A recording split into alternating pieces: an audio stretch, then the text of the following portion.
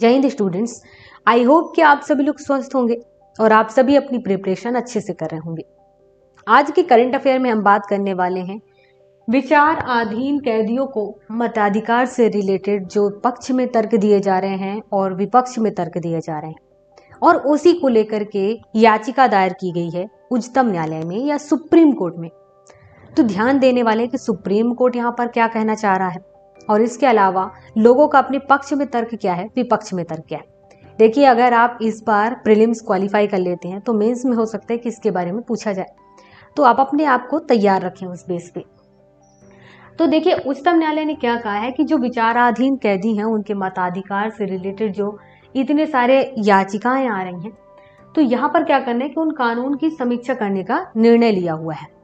अब इसके बाद जो न्यायालय है, न्यायालय का यह निर्णय लोक प्रतिनिधित्व अधिनियम आरपीए 1951 की धारा 62(5) को चुनौती देने वाली एक याचिका पर आया है। मतलब लोग जो याचिका दायर कर रहे हैं वो किस बेस पर कर रहे हैं। हमारे यहाँ एक लोक प्रतिनिधित्व अधिनियम है 1951, जिसकी एक धारा है 62(5). इसी के बेस पर लोग याचिका दायर कर रहे हैं। बेस का मतलब है कि इसको चुनौती देने के लिए, इसी धारा को चुनौती देने के लिए वो लोग याचिका दायर कर रहे हैं। अब ये जो धारा है वो कैदियों को उनके मताधिकार से वंचित करती है। यहाँ पर ध्यान देना, लोक प्रतिनिधित्व अधिनियम 1951 की धारा 62(5) में ये है जो विचाराधीन कैदी हैं उनको मत देने का अधिकार नहीं है, और जाहिर सी बात है जब ऐसा नहीं है इसीलिए इसको चुनौती दी जा रही है।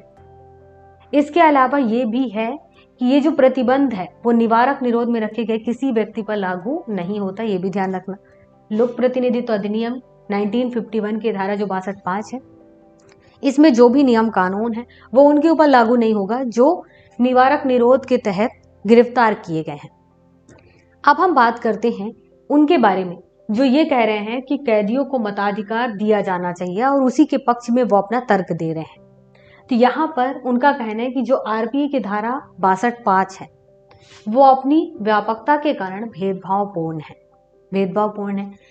ऐसा इसलिए क्योंकि यह धारा जेलों में बंद कैदियों सहित पुलिस कस्टडी में रह रहे लोगों को भी मताधिकार से वंचित करती है। यहाँ पर दिमाग चलना चाहिए कि जेल में जो कैदी है वो तो ठीक है, इसके अलावा जो पुलिस कस्टडी में है, आपके आसपास ही थाना होगा, वहां पर पुलिस कस्टडी में कुछ लोगों को अगर गिरफ्तार किया गया है तो वहां पर उनको भी मत देने का या वोट देने का अधिकार नहीं है। तो यहाँ पर जो याचिका दायर किए हुए हैं इस 62(5) के विरुद्ध में चुनौती देने के लिए उनका अपना तर्क ये है।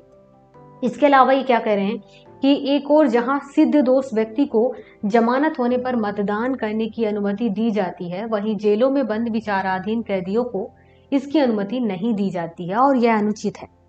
मतलब ये है कि कोई एक ऐसा व्यक्ति है जो दोषी है, उसके बाद वो सिद्ध भी हो जाता है, बाद में उसे जमानत भी मिल जाता है, तो वो जाकर के वोट दे सकता है।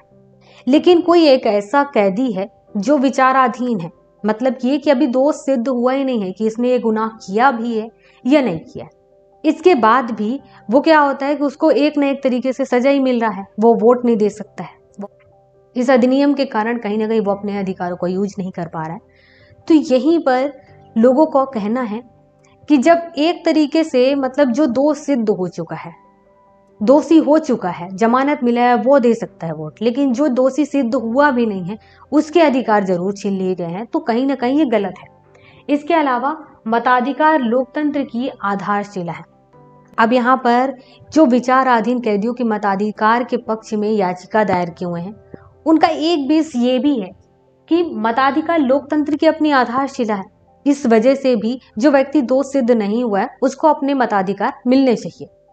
अब हम बात करते हैं उनके बारे में जो ये कह रहे हैं कि कैदियों को, चाहे वो विचाराधीन कैदी हो चाहे सिर्फ कैदी हो जो दोष सिद्ध हो चुके हैं, उनको मताधिकार नहीं मिलना चाहिए।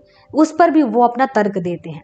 देखिए, तर्क में क्या कह रहे हैं कि अनुकूल चंद्र प्रधान बनाम भारत संघ 1997 का एक मामला है। उसमें न्यायालय ने धारा 62(5) की संवैधानिक वैधता को कई कारणों से बरकरार रखा था। वो क्या क्या कारण हो सकते हैं या हैं उसके बारे में बात करते हैं। तो मतदान का अधिकार संविधान के अनुच्छेद 14 के अनुसार प्रदान नहीं किया गया है। ये तो सभी को पता होना चाहिए कि हमारे जो 6 मौलिक अधिकार हैं उनके अंदर वोट देने का अधिकार नहीं है। तो वही बात यहाँ पर न्यायालय ने कहा है। इसके अलावा न्यायालय ने यह भी कहा कि जो मताधिकार है उसे चाहे तो विधायिका सीमित कर सकती है, क्योंकि ये हमारे मौलिक अधिकार नहीं है, इसलिए इसे विधायिका सीमित कर सकती है। इससे राजनीति के अपराधीकरण से बचने और चुनावी पारदर्शिता सुनिश्चित करने में मदद मिलती है। अब यहाँ पर ये 3 कारण बताए जा रहे हैं न्यायालय के द्वारा। इसके अलावा संसाधनों पर दबाव बढ़ेगा, क्योंकि इसकी अनुमति देने के लिए सुरक्षा की बेहतर व्यवस्था करनी होगी। अब जाहिर सी बात है, जिन कैदियों को वोट देने के अधिकार की बात की गई है, भले उनमें विचाराधीन कैदी भी शामिल हैं, अब जब वो वोट देंगे तो उनके लिए अलग व्यवस्था तो करनी पड़ेगी, क्योंकि कहीं ना कहीं वो कोई ना कोई क्राइम किए हैं, इसी बेस पर तो वो कैदी बने हुए हैं, कैदी हैं, उन्हें कैद में रखा गया है। अब जब कैद से बाहर लेकर के जाया जाएगा वोट देने के लिए, तो उनके लिए एक अच्छी व्यवस्था करनी होगी, ताकि वो कहीं भाग नहीं जाए या कोई दूसरा अपराध नहीं कर दे। तो कहीं ना कहीं न्यायालय इस बात पर भी ध्यान दी हुई है। तो इस तरीके से यहाँ पर ध्यान देना कि कैदियों के मताधिकार से रिलेटेड लोगों के पक्ष में क्या तर्क है और विपक्ष में क्या तर्क है। खास तौर पर ये मेंस में काम आएगा, जब आप आंसर राइटिंग करेंगे तो वहां पर इन चीजों को जरूर ऐड करें।